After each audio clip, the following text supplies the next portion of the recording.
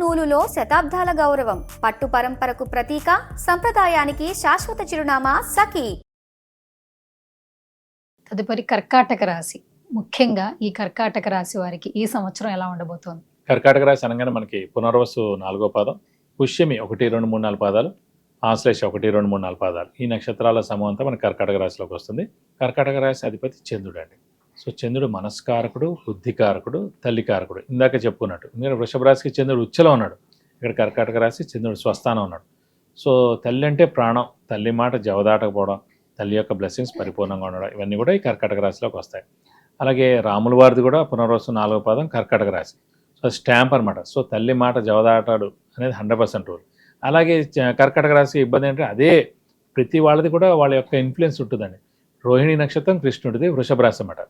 So మేనమావ అంటే పడకపోవడం, మేనమావతో ఏదో ఇబ్బంది ఉండడం అనేది ఫిక్స్డ్గా వృషభ రాశికి ఉంటుంది. అలాగే ఇక్కడ కర్కాటక రాశి వచ్చేసి రాముల వారిది కాబట్టి ఆ స్టాంప్ ఉండిపోవడం వల్లనే కొంచెం వైవాహిక జీవితం మిశ్రమంగా ఉంటుంది. చిన్న చిన్న దెబ్బలాట్లు, చిన్న చిన్న గొడవలు ఉండడం ఇలాంటివన్నీ. అలాగే సప్తమ స్థానాధిపతి శని అయ్యాడు కాబట్టి కర్కాటక రాశి వారు ఏజ్ గ్యాప్ లేదా స్టేటస్ గ్యాప్ ఉన్న అమ్మాయితో వివాహం అవడం. కాబట్టి ఈ కర్కాటక రాశి వారి ప్రస్తుతం ఏంటంటే శని బలం పరిపూర్ణంగా ఉందండి భాగ్యస్థానంలో. రాహుకేతులు మటుకు కొంచెం మిశ్రమంగా ఉన్నారు. గురుబలం మటుకు కొంచెం తక్కువగా ఉన్నట్టు అనుకోవాలి. గురువు బలం అనేది తక్కువగా ఉండడం అంటే ఏమి ఉండదండి. సో ఇప్పుడు ఫర్ ఎగ్జాంపుల్ ఒక పీఠాధిపతి ఉన్నారు, వాళ్ళు మనకు అతి దగ్గరలో ఉన్నారనుకోండి, వాళ్ళు ఎక్కడున్నా వాళ్ళ పవర్ వాళ్ళకే ఉంటుంది. కానీ అంటే మనం చేసే పనులు ఆలస్యం అవడం. అంటే మనకి ఈరోజు మనం ఒక పని మీద వెళ్ళామండి, వెంటనే ఈ రోజు అవ్వదన్నమాట, అది నెక్స్ట్ వీక్ అవ్వచ్చు, ఆ నెక్స్ట్ వీక్. సో గురుబలం ఉన్న రోజు వెంటనే అవుతుంది, అదే రోజు అవ్వచ్చు, లేకపోతే 2-3 రోజులు అవ్వచ్చు. ప్రస్తుతం గురుబలం లేని వాళ్ళకి ఈ కర్కాటక రాశి ఏంటంటే పనులన్నీ ఆలస్యం అవడం, శ్రమాకాలం ధనం వ్యర్థం అవడం, అవసరానికి డబ్బులు సమకూరకపోవడం, రావాల్సిన బాకీలు వసూలు అవ్వడం.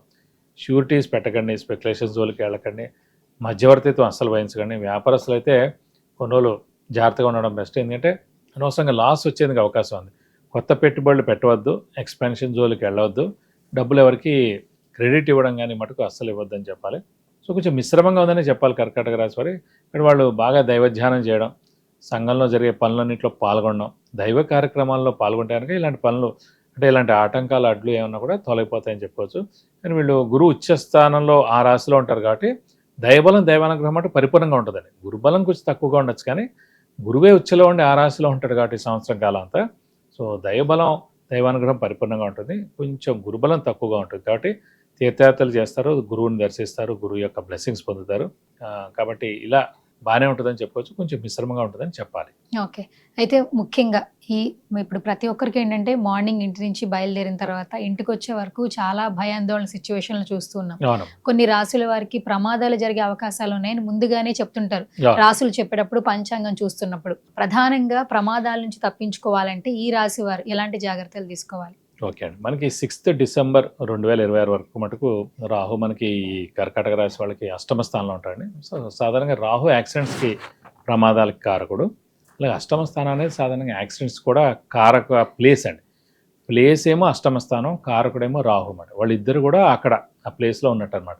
సో మనకి డిసెంబర్ దాకా అక్కడ ఉంటాడు కాబట్టి కొంచెం వెహికల్ డ్రైవింగ్ చాలా జాగ్రత్తగా చేస్తే మంచిది.